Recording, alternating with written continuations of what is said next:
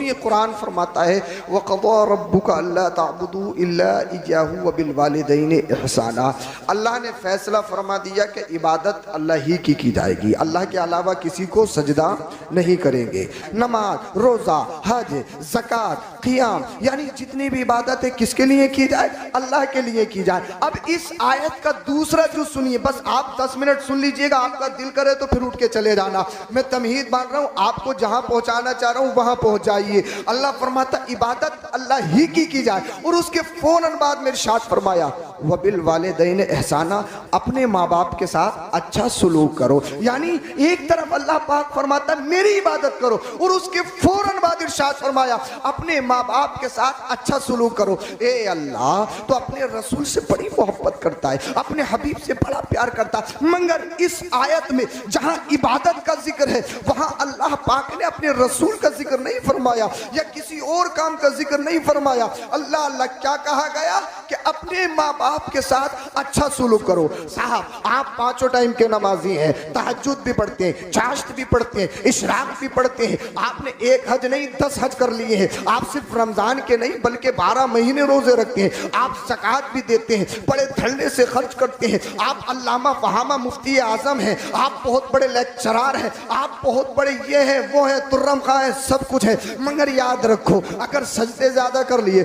इतराने की जरूरत नहीं है कि नमाजी हूँ तो सबसे अच्छा हूँ, रोजेदार हूँ तो सबसे अच्छा हूँ, माल की ज़कात देता हूँ तो सबसे अच्छा हूँ, बहुत अच्छी तकरीर कर लेता हूँ, ये अल्लाह की बारगाह में कबूल है, पूरी रात जलसा सुना है, अब मैं जन्नती हो गया। रब इरशाद फरमाता ए लोगों, अगर अपनी नमाज, रोजा, हज, ज़कात, जलसा, जुलूस, 11वीं, यानी जितने भी ये तमाम काम है, अगर इन पर कबूलियत की मोहर और ठप्पा लगवाना चाहते हो, उसका एक ही रास्ता है, उसका एक ही रास्ता है। वो रास्ता ये है, नमाजों पे नाज मत करना, अपने रोजों पे नाज मत करना, अपनी ज़कात पे नाज मत करना, अपने हज पे नाज मत करना। साहब बहुत बड़े ये हज कर लिए, 10 हज कर लिए, बहुत बड़े ये हैं वो हैं, पता लगा माँ बाप घर में नाराज है, सुन ले तेरी इबादत को तेरे मुंह पे मार दिया जाएगा, तेरे सजदों को तेरे मुंह पे मार दिया जाएगा।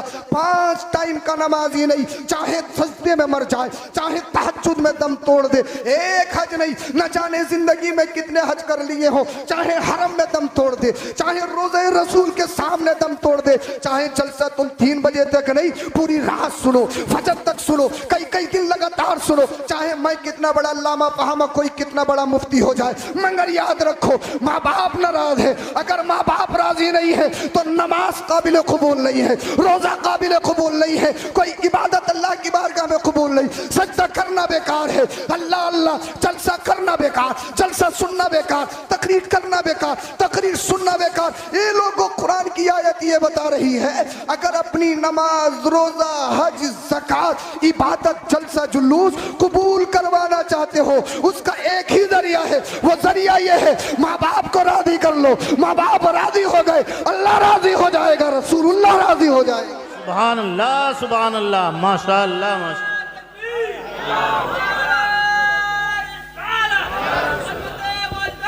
जिंदाबाद। मेरी कौम को जरूरत है इस चीज की। अल्लाह फरमाता अपने माँ बाप के साथ अच्छा सलूक करो, माँ बाप के साथ अच्छा सलूक करो। साहब हम आएंगे, सैयद साहब जिंदाबाद, नारे लगाएंगे, भाई सादात आए, उलमाइन की ताजीम करो, अच्छी बात, भाई से अजर है, अच्छी बात है, इन्हें नजराने दो, अच्छी बात है, इनका इस्तेमाल करो, मगर याद रखो अल्लाह पाक ने जन्नत मेरे हाथ पैरों में नहीं माँ बाप के कदमों में रखी है।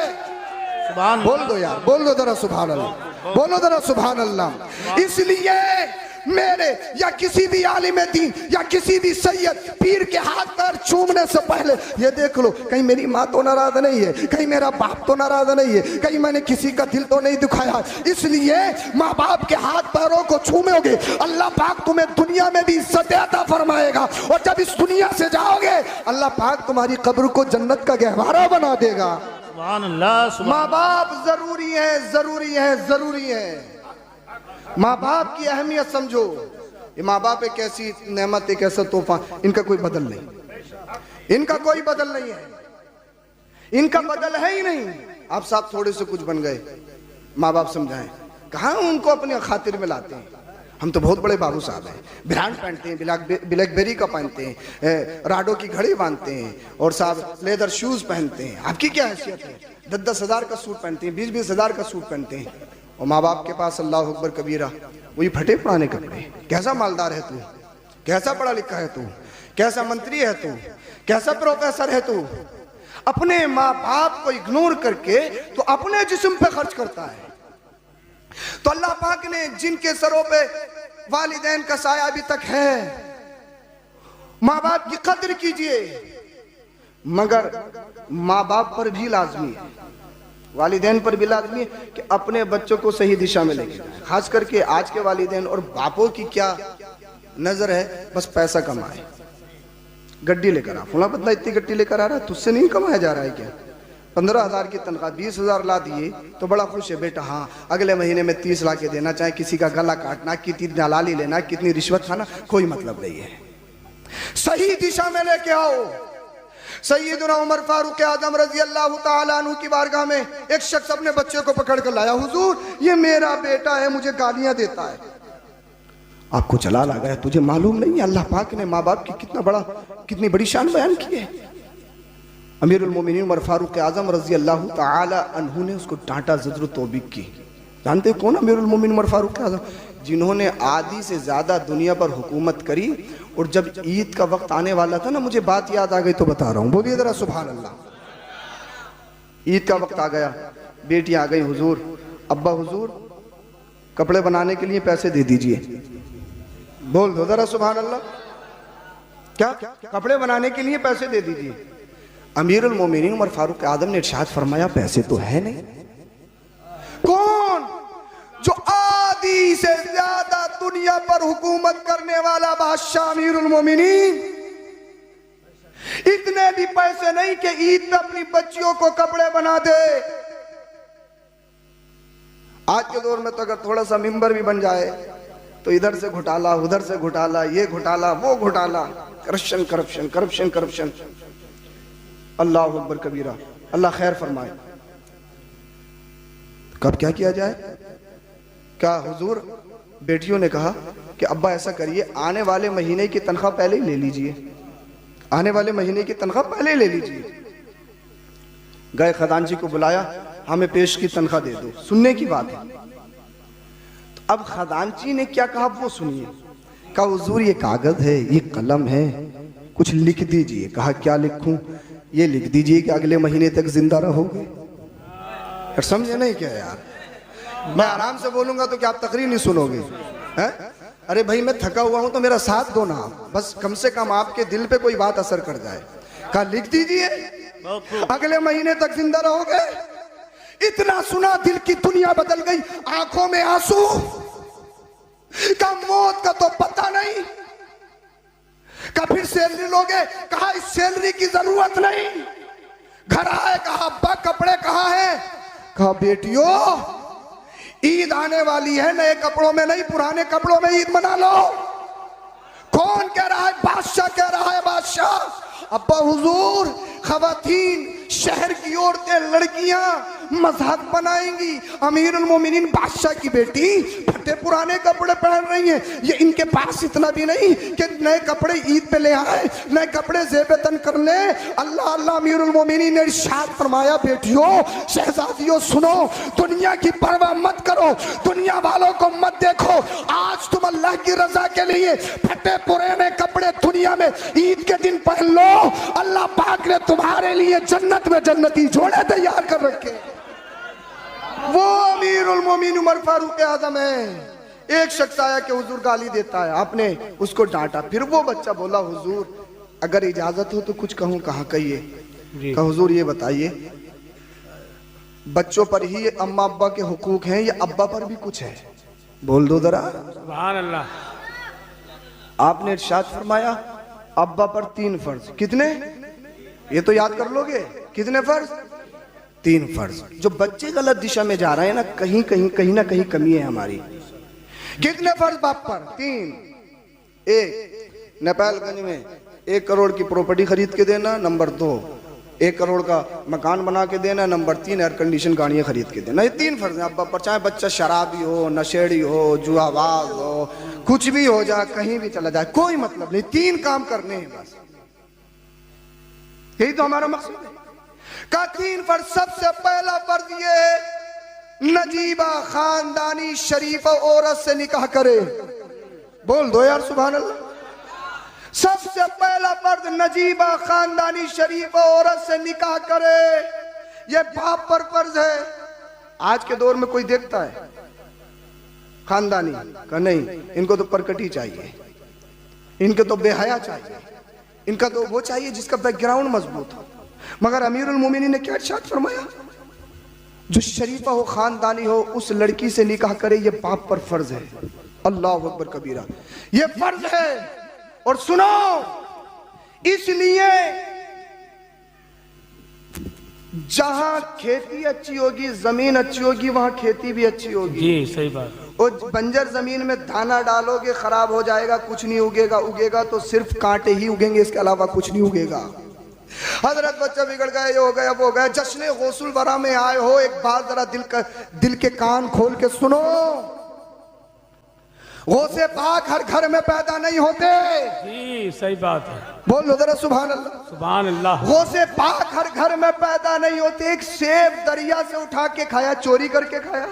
वाकया बताना मेरा मकसूद। चोरी करके खाया नहीं, दरिया से उठा के। फतवा ये कहता है कि जायज है, मगर तकवा ये कहता है शुबहात वाली चीजों से भी बचा जाए। अल्लाह वाले तकवों पे अमल करते हैं। सेब तो खा लिया, बड़ा डिलीशियस है, मीठा है, भूख मिट गई, मगर नफ्स पुकारा, सेब खा लिया। क्या सेब के ओनर से इजाजत ली है? अगर अल्लाह पाक ने सुभान कर लिया, अल्लाह को मुंह दिखाना है, रसूलुल्लाह की बारगाह में हाजिर होना है, क्या क्या जवाब देगा? अल्लाह अकबर कबीरा। इधर देखा, उधर देखा, आवाजें आ रही थी, कोई आवाज देने वाला नहीं दिखा। जरा जब सीने में झांक के देखा, पता लगा ये उस नौजवान का ज़मीर बोल रहा था। आज दलाली पे दलाली, करप्शन पे करप्शन, रिश्वत पे रिश्वत, कितना लूट लो, खसोट लो, कभी कोई एहसास नहीं होता। मगर अल्लाह वाले एक सेब दरिया से उठा के खा ले, दिल बोलता है, दिल पुकारता, भाई ये दुनिया पानी है, दुनिया को छोड़ रहा है, दुनिया से जाना है। अल्लाह अल्लाह, सेब को बख्शवाने के लिए कहाँ चले गए, कितनी खिदमत की, अल्लाह अल्लाह, हर कंडीशन को फॉलो किया। बाद में सबसे बड़ी कंडीशन, एक ऐसी लड़की से निकाह करने पे राजी हो गए। अल्लाह अल्लाह, जो आंखों से देख नहीं सकती, हाथ पैरों से अपाहिज है, कानों से सुन नहीं सकती, जबान से बोल नहीं सकती। मुझे बताइए, आज के दौर में कोई ऐसी लड़की से शादी करेगा? अल्लाह अल्लाह। मगर अल्लाह वाले के दिल में एक ही बात थी, अल्लाह अल्लाह, जिंदगी खराब हो जाएगी, कोई बात नहीं, ये दुनियावी मैटर है, मगर मरना है, मरना है, मरना है, मरना है। अल्लाह को मुंह दिखाना है, रसूलुल्लाह को मुंह दिखाना है। कहा हुजूर मुझे मंजूर है, मंजूर है, मंजूर है। अल्लाह अकबर कबीरा। सुनो, जब बाप इतना पाकीज़ा हो और माँ इतनी बातहारत हो, कभी गैर महरम को ना देखा हो, कभी झूठ ना बोला हो, जो हया का पैकर हो, जब तो पाक तनों का मिलन होता है, तब बगदाद में गौसे आजम का जन्म होता है। नारे तकबीर, नारे रिसालत, फैजाने गौसे आजम, अजमते गौसे आजम, मसलके आला हजरत पीर सैयद अफरोज मियाँ साहिब किबला। सुभान अल्लाह। हर घर में गौस पैदा नहीं होते और हर घर में हुसैन भी पैदा नहीं होते जी। इसलिए जमीन अच्छी होनी चाहिए। जी, जमीन अच्छी होनी चाहिए। नेपालगंज में सेब होता है क्या? सेब होता है? यहाँ सेब लगाओगे हो जाएगा क्या? अगर होगा भी तो खटुमरा रहेगा। हैं? सेब कहाँ होता है, कहाँ का मशहूर है? कश्मीर का मशहूर है ना। तो सेब पैदा करने के लिए कश्मीरी जमीन का होना जरूरी जी। जमीन अच्छी तो खेती अच्छी। सुनो, जब जमीन की शक्ल में माँ सैयदा तय्यबा ताहिरा आबिदा जाहिदा खातून जन्नत सैयदा फातिमातुज़ ज़हरा हो और बाप अली हो, वाह वाह वाह वाह वाह, बोल दो यार सुभान अल्लाह। क्या बात है, क्या जब माँ फातिमा हो, बाप अली हो, जब तो इन दो पाक तनों का मिलन होता है, तब करबला का हुसैन पैदा होता है। नारे तकबीर, नारे रिसालत, फैजाने शहीद आजम, फैजाने गौसे आजम मसलके आला हजरत मोहब्बत अहले बैते मुस्तफा। इसीलिए माँ बाप का अच्छा होना निहायत ही जरूरी। जी तरबियत पर ध्यान दो अपने बच्चों की। सिर्फ पैसा सब कुछ नहीं है। आपने साहब बहुत कुछ कमाया, जब इंतकाल हो गया बच्चा इस हालत में भी नहीं कि नमाज जनाजा पढ़ सके, पढ़ाना तो बहुत दूर की बात है। कोई क्या काम आया पैसा आपके? और जब तरबियत में कमी है तो बच्चे इर्तिदाद की तरफ जा रहे हैं। आप खबरें सुनते नहीं हो कितनी बच्चियों ने अपना धर्म छोड़कर गैरों में शादियां रचा ली। ये आज का कितना संगीन मसला है। कहोगे यार हमारे यहाँ तो कुछ नहीं है, कल आज कहीं और हो रहा है, कल हमारे घर भी ये आग लग सकती है। तो हमें एहसास होना पड़ेगा। मुझे बताइए, तब बहुत सारे लोगों ने के मरकज कुछ नहीं कर रहा, मरकज कुछ नहीं कर रहा, मरकज कुछ नहीं कर रहा। यानी मरकज बच्चियों की भी हिफाजत मरकज करेगा क्या? माँ बाप इतना भी नहीं कर सकते कि अपनी बच्चियों की हिफाजत कर सके, उनको सही दिशा में ले जा सके?